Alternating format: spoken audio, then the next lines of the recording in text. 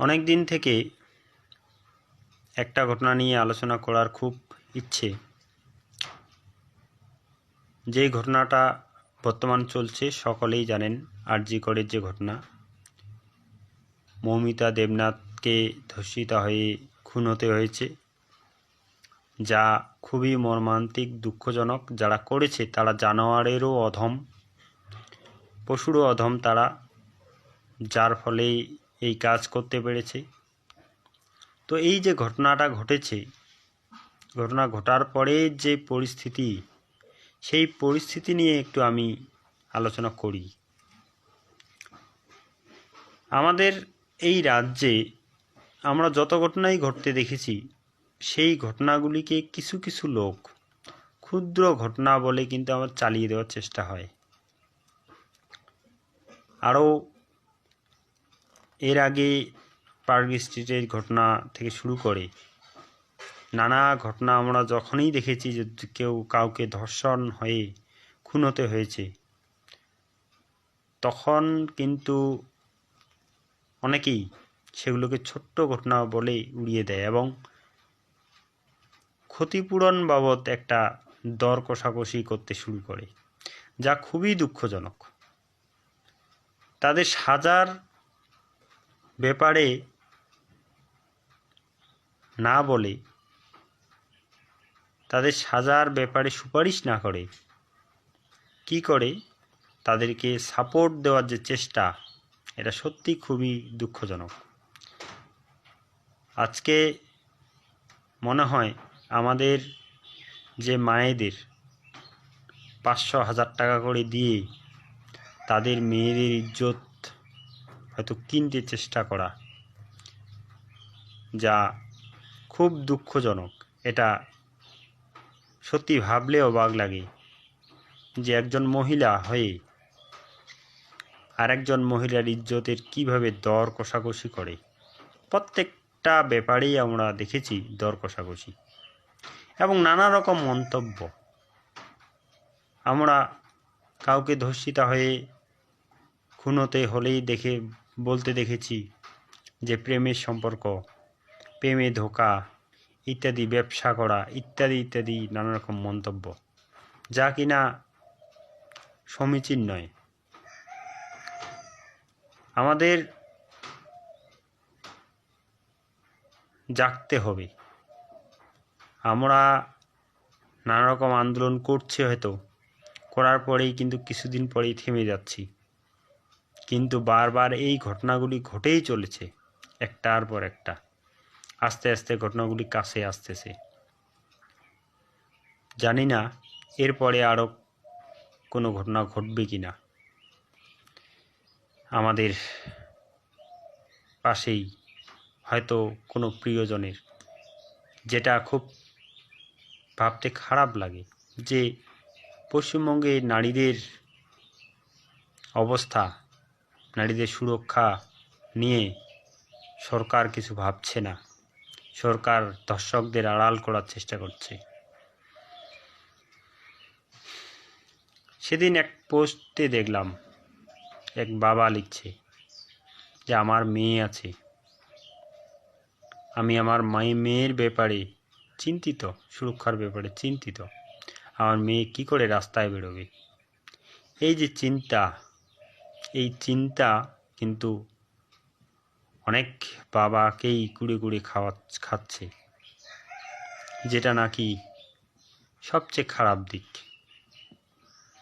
মায়েদের 500-1000 টাকা করে দিয়েই হয়তো তাদের মেয়েদের ইজ্জত কেনার চেষ্টা হয়েছে, নইলে কি এভাবেই আড়াল করার চেষ্টা করা হয়? আর কিছু পুলিশ দাদা দিদিকেও বলি, যারা পুলিশ দাদা আছেন, আপনাদেরও বাড়িতে মা বোন আছে, একটা এত বড় ঘটনা ঘটে গেল, বারবার এই ঘটনাগুলি ঘটতেছে, আপনারা কিভাবে সাপোর্ট দিচ্ছেন তাদের? আপনারাও প্রতিবাদে কেন এগিয়ে আসছেন না?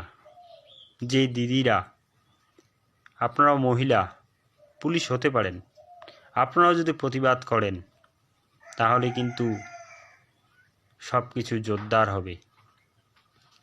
কারণ এই ঘটনাগুলি বারবার ঘটছে, প্রায় পশ্চিমবঙ্গে অনেক ঘটনাই কিন্তু আমরা দেখেছি ঘটে গেল। প্রত্যেকটি ঘটনাকেই কিন্তু ছোট্ট নগণ্য বলে উড়িয়ে দেওয়ার চেষ্টা, যেটা কিন্তু খুব দুঃখজনক। এবারে অনেক মানুষই রাস্তায় নেমেছে, টলিউড নেমেছে, রাতের অধিকার নিয়েছে মেয়েরা, ভালো কথা। আমরা দেখি যে এই আন্দোলন মাম্পি সিংয়ের সময়ও খুব আন্দোলন হয়েছিল জোরদার, কিন্তু যারা আন্দোলনকারী তাদের নামে কেস টেস দিয়ে আন্দোলনটাকে ধামাচাপা দেওয়ার চেষ্টা হয়েছিল। পরে আন্দোলন আর নেই। এখন আর মাম্পি সিংয়ের পরিবার বিচার পেল কি না সেটাও জানা নেই। এরকম ধূপগুড়ির একটা ঘটনা, সেই ঘটনাও তাদের পরিবার বিচার পেল কি না সেটাও জানা নেই। মানে পশ্চিমবঙ্গে যত এরকম ঘটছে, সেই ঘটনাগুলির কিন্তু বিচার নেই বললেই চলে। প্রায় কোনোটারই বিচার হচ্ছে না সেরকম। যারা দোষী তারা কিন্তু সাজা পাচ্ছে না। তো আমাদের কিন্তু এখন লড়াই করা দরকার, অবশ্যই এক পরিবর্তনের লড়াই করা দরকার। অন্তত যে আমাদের রাজ্যের উচ্চ স্তরে আছে সে অত্যন্ত ধর্ষকদের পাশে না থেকে ধর্ষিতাদের পাশে থাকুক, এরকম একজন মানুষ চাই সেখানে। এর জন্য পরিবর্তনের দরকার। তাই প্রত্যেককে আন্দোলন মুখর হওয়া দরকার।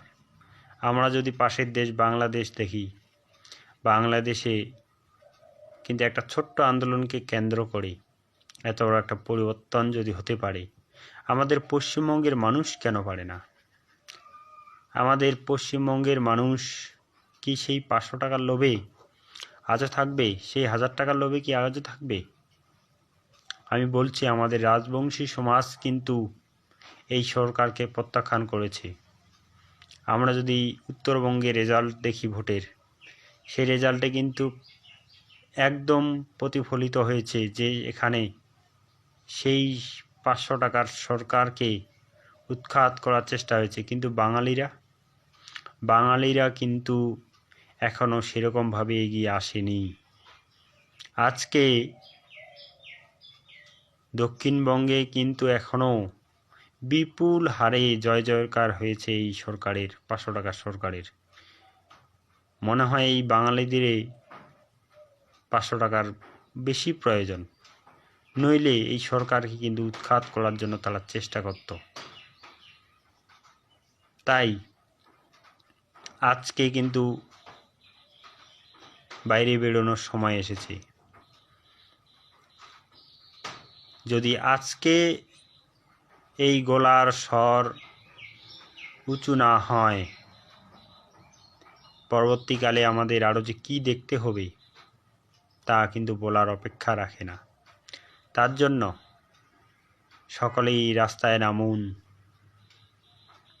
আমাদের মা বোনেদের ইজ্জত রক্ষার সময় এসেছে। আজকে রাখিবন্ধন। রাখিবন্ধন কথার অর্থ হচ্ছে রক্ষাবন্ধন, রক্ষা থেকে আসে। যদি আমরা আমাদের মা বোনেদের ইজ্জত রক্ষা করতেই না পারি, তাহলে এই রাখি বন্ধনের কিন্তু কোনো গুরুত্ব থাকে না। তাই আজকে রাখি বন্ধনের দিনে আমি আহ্বান জানাই, সকলে আন্দোলন মুখর হয়ে উঠি যাতে আমাদের মা বোনেদের ইজ্জত রক্ষার্থে। নমস্কার।